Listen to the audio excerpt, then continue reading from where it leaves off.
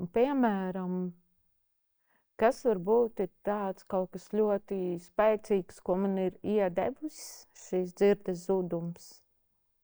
Tas ir ārkārtīgi liels sensitīvisms. Es esmu ļoti sensitīva.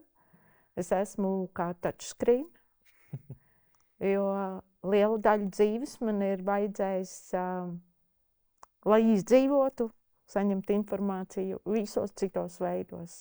Jo šīs dzirdes man nav, un man ir jāizdzīvo, un es lasu kā atvērtā grāmatā cilvēkos, notikumos, visā kopumā.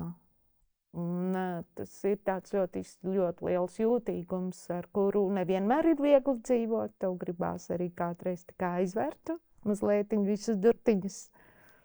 Arī uzlikt brilles, jo viena no ļoti tādām īpašām lietām ir tas, ka es sarunājos ar cilvēku. Es skatos sejā. Es it kā skatos uz lūpām, lai nolasītu.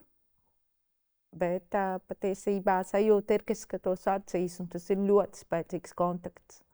Un es no viņa īsti izvairīties nevaru, tāpēc pat es sev nesen nopirku ļoti stilīgas brilles. Es gribēju to parādīt, bet pēc tam.